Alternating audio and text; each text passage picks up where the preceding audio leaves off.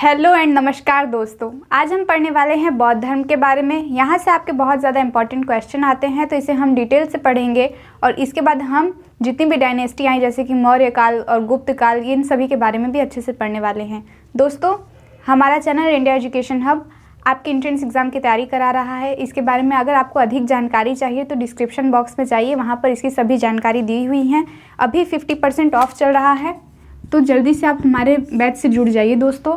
और क्लासेस भी लगातार आ रही हैं, इसलिए आप पीछे ना रह जाएं। इनके चलते हम आपको बार बार वार्न कर रहे हैं कि आप हमारे बैच से जुड़ जाइए। अभी आपकी क्लासेस स्टार्ट हो गई हैं, इसलिए रीजनिंग हो चाहे मैथ हो, आपका जो भी सब्जेक्ट जिसमें आपको नहीं समझ में आता है, यहाँ पर बेस्ट टीचर आपको पढ़ाएंगे, समझाएंगे और आपके डाउट भी दूर करेंगे। चलिए हम स्टार्ट करते हैं। हमारा आज का चैप्टर है बौद्ध धर्म। बौद्ध धर्म जो है, उसके पहले हमने जैन धर्म के बारे में भी पढ़ा था। अगर आपको इसमें कोई भी कंफ्यूजन है, उसके लिए आप हमें कमेंट करके बता सकते हैं, उसका भी आपका जो है हल निकाल दिया जाएगा। तो आज की हेडिंग आप लिख लीजिए, बौद्ध धर्म।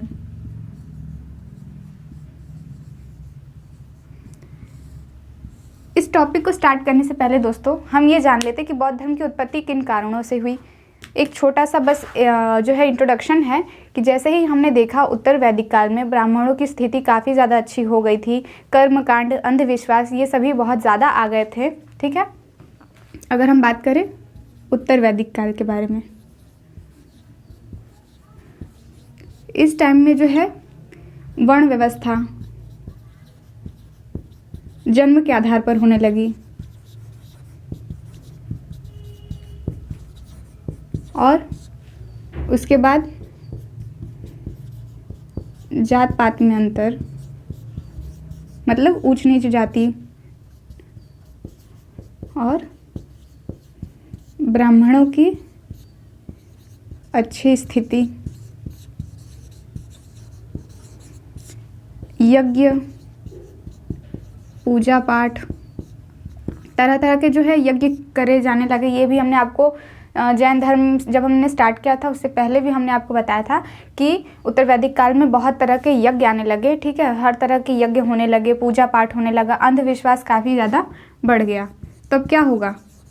अब ये होगा कि जनता जो है वो बहुत ज़्यादा परेशान हो जाएगी। तो उस टाइम अगर कुछ भी नया आएगा, कुछ ऐसे चीज़ें आएंगी जो लोगों को अट्रैक्ट करती हों, तो वो है नया धर्म उत्पत्ति। जैसे कि जैन धर्म में लोग ईश्वर को नहीं मानते थे, वो कर्मकांड ज़्यादा नहीं करते थे, तो काफ़ी ज़्यादा लोगों को अट्रैक्ट कर सके, इसलिए लोग तुरंत परिवर्तन होने लगे। उन्होंने जो है हिंदू धर्म को छोड़कर जैन धर्म अपना लिया और कई लोगों ने जो है बौद्ध धर्म भी अपना लिया। तो जैन धर्म और बौद्ध धर्म एक दूसरे कह सकते हैं समकालीन है, थोड़े बहुत ही आगे पीछे हैं। जैसे कि हमने महावीर स्वामी के बारे में पढ़ा, उनके बारे में जितनी भी डिटेल थी, फैक्ट थे, हमने यहाँ पर डिस्कस किए थे। और आज की वीडियो में हम देखेंगे बौद्ध धर्म के बारे में। इसी में आगे चलते हुए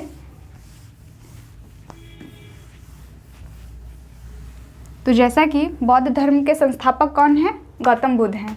तो यहाँ पर आप लिख लीजिए संस्थापक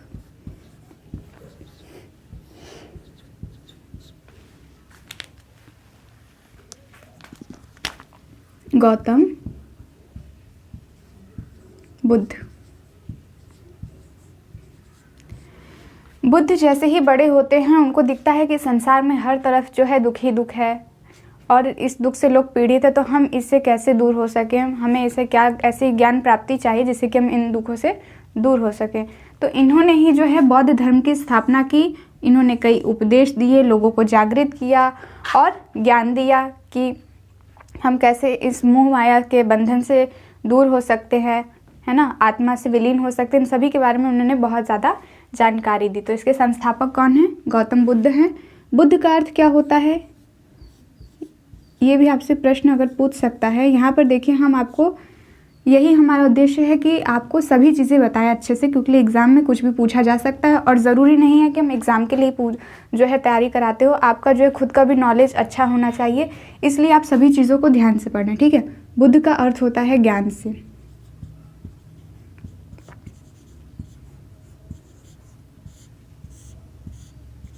ठीक है, चलिए आगे बढ़ते हैं।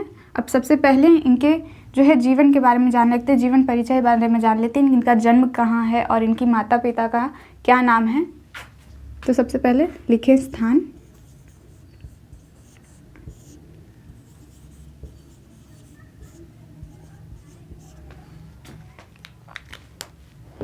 तो महात्मा बुद्ध का जो जन्म है वो अभी नेपाल के तराइन क्षेत्र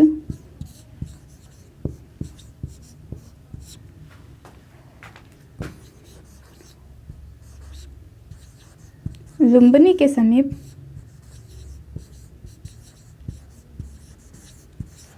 लुम्बिनी ग्राम के समीप कपिलवस्तु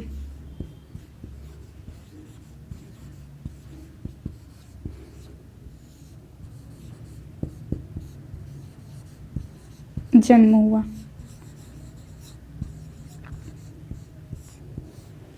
तो अभी जो वर्तमान में आएगा वो नेपाल क्षेत्र में आएगा कि नेपाल क्षेत्र के तराइन क्षेत्र में लुम्बिनी के समीप कपिलवस्तु में गौतम बुद्ध का जन्म हुआ।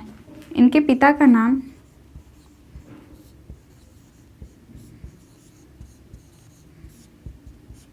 राजा शुद्धोधन था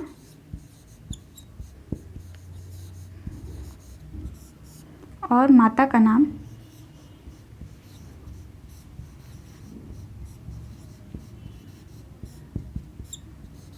माया देवी।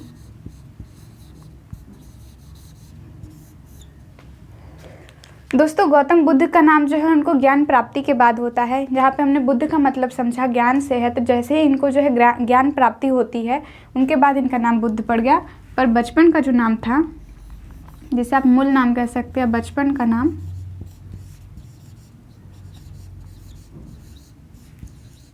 सिद्धार्थ।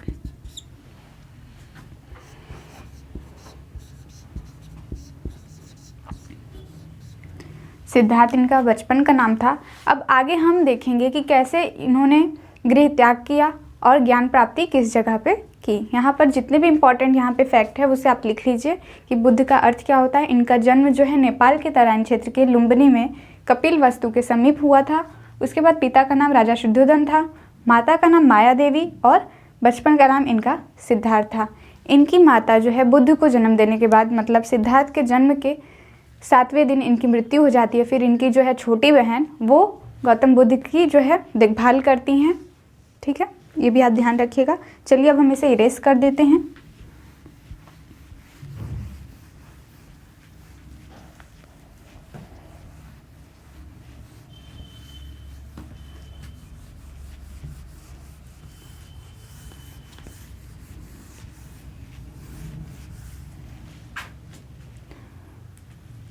अब इनकी पत्नी का नाम देखिए। गौतम बुद्ध लगभग 15 से 17 वर्ष की आयु के मध्य इनका विवाह होता है यशोधरा से। यशोधरा इनकी पत्नी का नाम है और इनका एक पुत्र होता है जिसका नाम राहुल रहता है।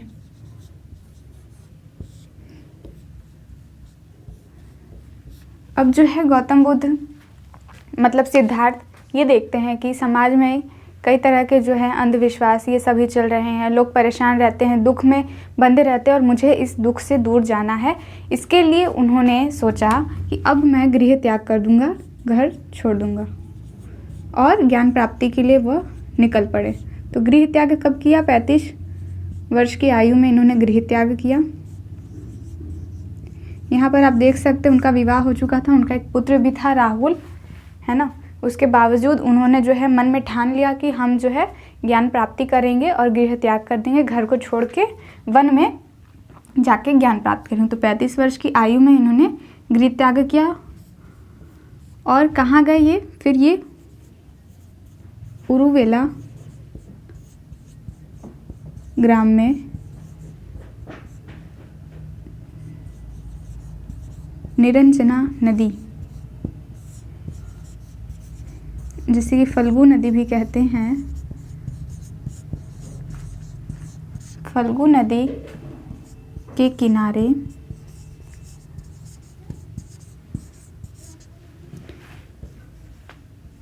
ज्ञान प्राप्त किया।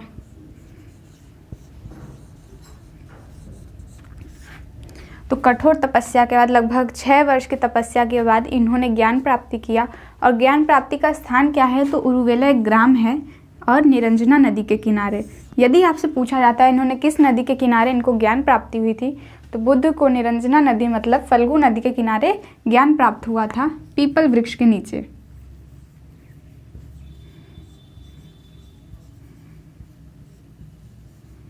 पीपल वृक्ष के नीचे, ठीक है। उसके बाद जैसे ही इनको ज्ञान प्राप्ति हो जाता है, ये जो है गांव-गांव में जाके लोगों को उपदेश देते थे, सभी को ज्ञान देते थे, अच्छी अच्छी बातें बताते थे। तो इनका जो प्रथम उपदेश है इन्होंने कहाँ दिया है, ये सबसे ज़्यादा पूछा जाने वाला प्रश्न है आपके एंट्रेंस एग्जाम में, कि गौतम बुद्ध ने अपना सबसे पहला उपदेश कहाँ दिया। तो इन्होंने अपना उपदेश सबसे पहले सारनाथ में दिया है, जो कि आपका वाराणसी में स्थित है।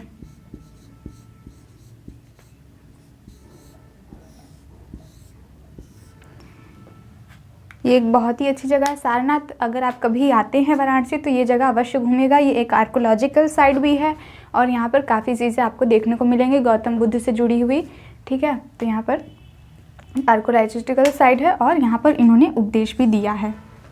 चलिए अब हम बात कर लेते हैं इन्होंने कौन कौन से उपदेश दिए हैं, जैसे कि अष्टांगिक मार्ग, ठीक है, चार्य, आर्य, सत्य, ये सभी इन्होंने उपदेश दिए हैं। इसे भी हम राइट डाउन कर लेते हैं और इसे इरेज करते हैं। इसके बाद हम आगे पढ़ेंगे कि इनके जन्म को और इनके ज्ञान प्राप्ति को बौद्ध भाषा में क्या कहा जाता है, जैसे कि महापरिनिर्वाण क्या होता है, इन सभी के बारे में हम अच्छे से समझेंगे।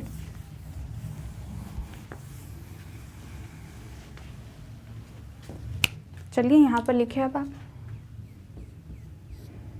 प्रतीक चिन्ह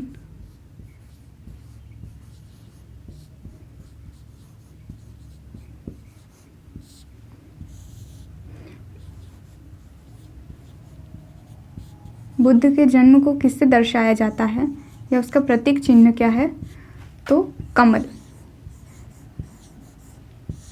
उस टाइम पर मतलब जब भी अगर आपको कहीं कमल मतलब जो भी चीज़ों में दर्शाएगा तो उसका संबंध होता था बुद्ध के जन्म को कमल से दर्शाया गया या फिर सांड से भी दर्शाया गया है। और मृत्यु किससे दर्शाया गया, उसका प्रतीक चिन्ह होता था स्तूप। स्तूपों का निर्माण हुआ है और गौतम बुद्ध का जो है मृत्यु का प्रतीक चिन्ह स्तूप से दर्शाया गया है। तो ये जो दो इम्पॉर्टेंट सिंबल है ये आप याद रखिएगा।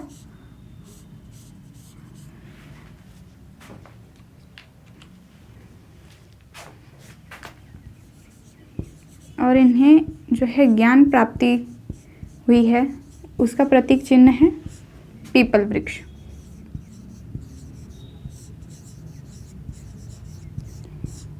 क्योंकि इन्होंने पीपल वृक्ष के नीचे ही ज्ञान प्राप्त किया था तो इसे बोधि वृक्ष भी कहा जाता है। बोधि वृक्ष। और ज्ञान प्राप्ति के बाद ही इन्हें बुद्ध कहा जाने लगा, तो इसीलिए इस वृक्ष को बोधि वृक्ष भी कहा जाता है जहाँ पे इन्होंने ज्ञान प्राप्त किया था। तो ये कुछ प्रतीक चिन्ह हैं जो आपको याद रहने चाहिए, इसे आप नोट डाउन कर लें। और इनके जो उपदेश हैं यहाँ पर हम एक साइड लिख देते हैं उपदेश।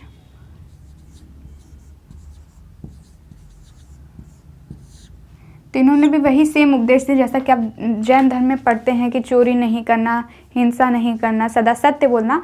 तो इसमें भी सेम वही सब उद्देश्य हैं। अगर आपको दे देता है कि चोरी ना करना, हिंसा ना करना, ये सब किस में बताए गए हैं, तो चाहे आपका बौद्ध धर्म अगर दिया है ऑप्शन में तो आप उसे भी टिक कर सकते हैं। जैन धर्म में भी ये सभी बातें कही गई हैं, तो कहीं ना कहीं सेम चीज़ें मिलती हैं, एक हल्का फुल्का सा डिफरेंट हो जाता है, पर इन्होंने भी वही सब उपदेश दिए थे। चलिए, उपदेश जिस नाम से प्रसिद्ध, जैसे कि हमने पढ़ा था जैन धर्म में अनेकांतवाद, स्यादवाद, तो ऐसे प्रश्न डायरेक्ट आपसे पूछे जाते हैं कि स्यादवाद या फिर अनेकावाद किस धर्म से संबंधित है, तो ये तो जैन धर्म से संबंधित है। परंतु जब आपसे पूछा जाता है अष्टांगिक मार्ग,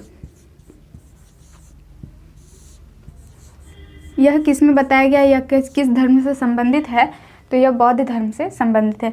अब जैसा कि नाम से ही आपको समझ में आ रहा होगा, अष्ट मतलब होता है 8 और मार्ग मतलब रास्ता, मतलब उन्होंने 8 ऐसे मार्ग बताए जो कि दुख मोह माया से दूर कर सकता है, उसे अष्टांगिक मार्ग कहा गया। इसके आगे बढ़े अगर हम, तो 4 आर्य सत्य, ये उपदेश भी गौतम बुद्ध ने दिया। और एक और उपदेश है उनका अष्टांगिक मार्ग, चार्य हर्षद और त्रिपिटक। और इस पे आप स्टार लगा लीजिएगा क्योंकि ये पूछा गया क्वेश्चन है प्रीवियस ईयर, 1-2 साल के अंदर ही ये पूछा गया प्रश्न है कि त्रिपिटक का संबंध किससे है। तो ये भी बौद्ध धर्म से, जिसमें कि आपका 3 है बुद्ध धर्म। तो अभी हमने जाना कि जो बौद्ध धर्म में गौतम बुद्ध हैं उन्होंने उपदेश दिए अष्टांगिक मार्ग के बारे में, चार्य, आर्य, सत और त्रिपिटक। तो त्रिपिटक पूछा गया प्रश्न है कि त्रिपिटक किस धर्म से संबंधित है। तो यह बौद्ध धर्म से संबंधित है और इसमें बुद्ध धर्म और संघ यह 3 है। और त्रिपिटक में 3 चीज़ों का वर्णन है जिसमें बुद्ध, धर्म और संघ है। दोस्तों अब हम जानेंगे बौद्ध संगीतियाँ के बारे में कि कितनी बौद्ध संगीति आयोजित किए गए थे और उस टाइम के जो है कौन सी डायनेस्टी थी और यह कहाँ पर आयोजित किया गया था। ये प्रश्न बहुत ज़्यादा इम्पॉर्टेंट है। वैसे तो सभी प्रश्न बहुत ज़्यादा इम्पॉर्टेंट है, पर हम आपको बताते चल रहे हैं कि प्रीवियस ईयर में पूछा गया प्रश्न आपका क्या है, क्योंकि छात्रों को यह भी बताना बहुत ज़्यादा ज़रूरी होता है कि आपका प्रीवियस ईयर में क्या पूछा गया है, आगे क्या पूछने जाने की संभावना है। इसलिए हम जहाँ पर भी मोस्ट इम्पॉर्टेंट होता है उसे आपका ज़रूर बताते हैं। तो चलिए अब उसके बारे में हम जानते हैं। जब हमने जैन धर्म के बारे में पढ़ा था तो उस टाइम हमने आपको बताया था कि 2 संगीतियाँ हुई थी। इसी प्रकार बौद्ध धर्म में 4 संगीतियाँ आयोजित की गई हैं अलग अलग टाइम पीरियड में। उस टाइम के राजा कौन थे और अध्यक्ष कौन थे, इन सभी को आप ज़रूर लिख लीजिएगा। तो यहाँ पर एक हम छोटा सा बॉक्स बनाएंगे जिसमें आपका पहले टाइम पीरियड लिखिएगा, दूसरा किस स्थान पे हुआ था ये लिखिएगा, तीसरा जो भी आपके राजा थे, ठीक है, और उस टाइम के अध्यक्ष कौन थे ये आपको लिखना है।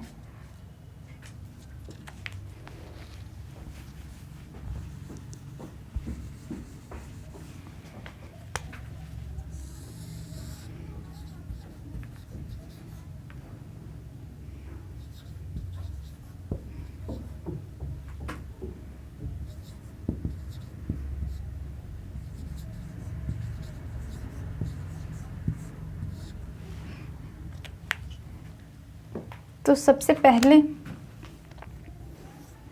जो आपकी बौद्ध संगीति हुई थी वो हुई थी राजगृह में।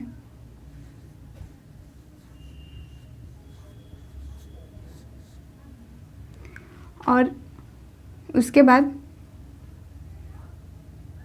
एक सेकंड पहले राजगृह में हुई थी और उस टाइम थे अजात शत्रु।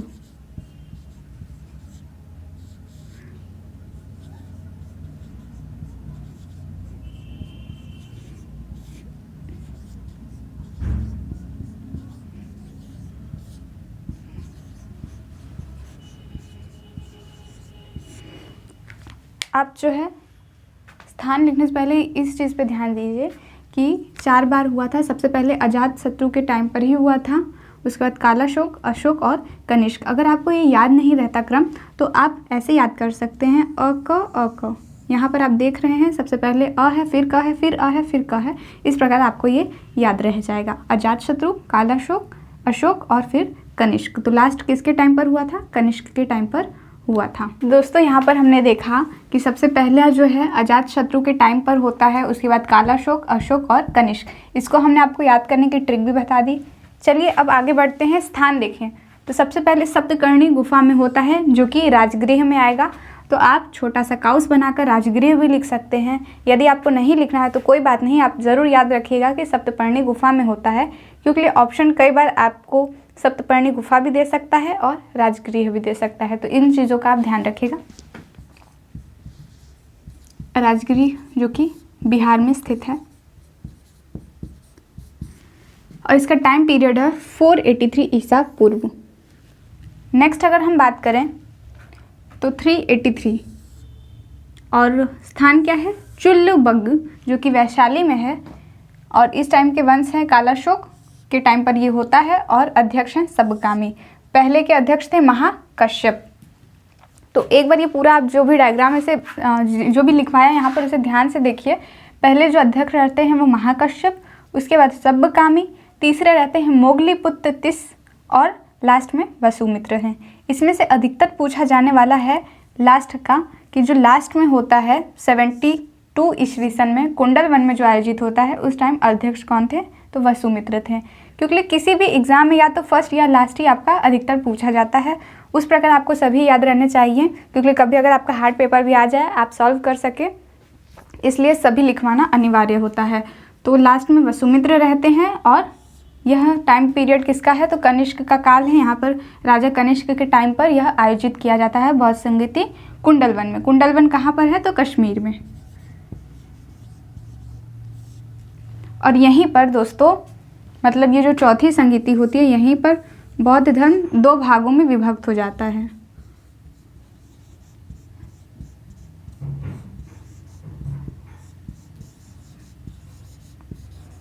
और उन दोनों का नाम क्या है, तो हीनयान और महायान। जैसा कि आपने जैन धर्म में भी देखा था, श्वेतांबर और दिगंबर 2 भागों में विभक्त हो जाता है, उसी प्रकार बुद्ध के मृत्यु के पश्चात यह भी 2 भागों में विभक्त हो जाता है। एक है हीनयान और एक है महायान।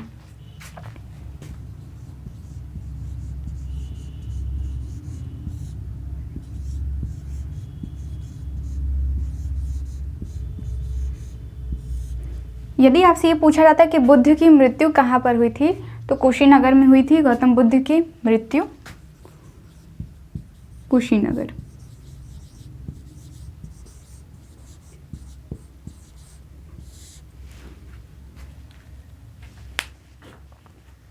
आप इसे नोट डाउन कर लें।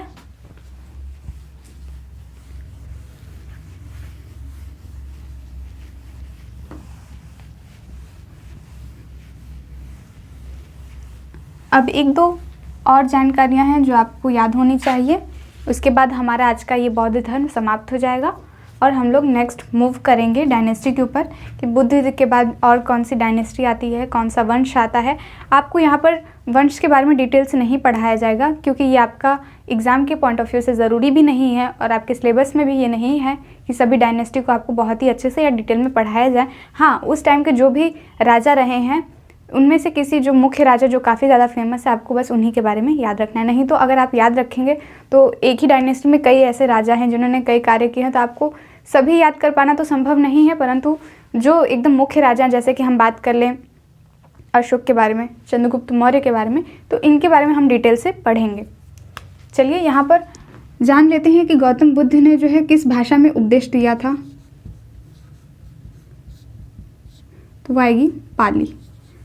उसी प्रकार जैन की भाषा क्या थी, प्राकृत थी, और बौद्ध धर्म की जो भाषा थी पाली थी। इन्होंने अपनी जो है उपदेश पाली भाषा में दिए हैं। यदि आपसे पूछता है कि बौद्ध जो धर्म है वो किस भाषा का यूज़ करते थे, या जितने भी बुक्स लिखी गए थे उस टाइम पे वो किस भाषा में लिखी गए थे, तो वो भी पाली भाषा में ही लिखे गए थे। उन्होंने उपदेश भी पाली भाषा में दिया था। दोस्तों, जब गौतम बुद्ध की मृत्यु होती है तो उसे महापरिनिर्वाण कहते हैं। ये आप याद रखिएगा। उसके अलावा इनको जो ज्ञान प्राप्ति होती है उसे निर्वाण कहा गया है। तो अब आप समझ चुके होंगे, अगर कभी आप बुक्स में पढ़ते हैं तो निर्वाण शब्द आपको देखने को मिलता है। तो निर्वाण का अर्थ ज्ञान प्राप्ति से होता है। जैसे कि हम प्रयुक्त करते हैं मोक्ष, जब किसी को ज्ञान प्राप्ति हो जाती है, हिंदू धर्म में उसे मोक्ष कहा जाता है। उसी प्रकार बौद्ध धर्म में जब ज्ञान प्राप्ति होती है तो उसे निर्वाण कहा जाता है, और मृत्यु को महापरिनिर्वाण कहा जाता है।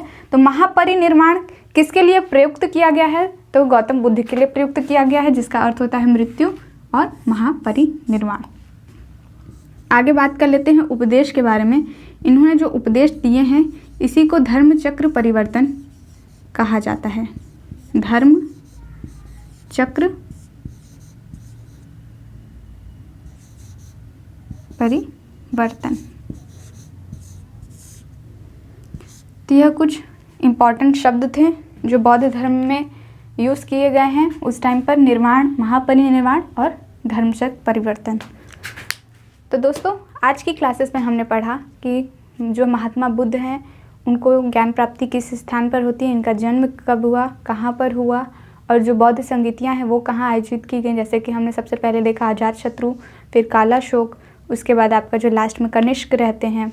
ठीक है, इसी प्रकार से इन्होंने उपदेश पाली भाषा में दिए। मृत्यु को महापरिनिर्वाण कहा जाता है, ज्ञान को निर्माण कहा जाता है। और उन्होंने जो भी उपदेश दिए उसे धर्म चक्र परिवर्तन कहते हैं।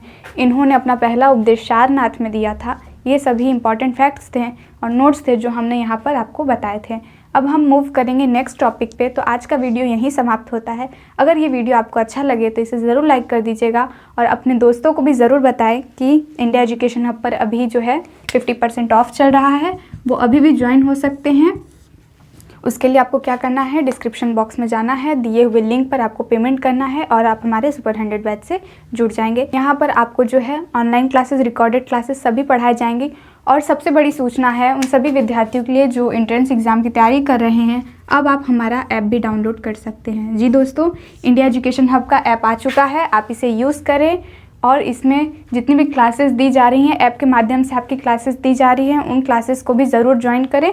अगर आपको कोई दिक्कत आती है तो उसके लिए आप हमें हमारे यूट्यूब चैनल पर किसी भी वीडियो में जाके कमेंट कर सकते हैं। अगर आपको ऐप में कोई भी परेशानी हो रही है तो उसे भी आप ज़रूर बताएं। और ऐप पर सभी वीडियो प्रोवाइड की जा रहे हैं, वहाँ पर आपकी क्लासेस चल रही हैं, तो क्लासेस पे आप बने रहें। जितने भी सर आपको पढ़ा रहे हैं, रीजनिंग, मैथ सभी पढ़ाए जा रहे हैं, तो उस पर ज़रूर फोकस करें और नोट भी बनाएं। चलिए मिलते हैं नेक्स्ट वीडियो में। Thanks for watching, do like, share and subscribe.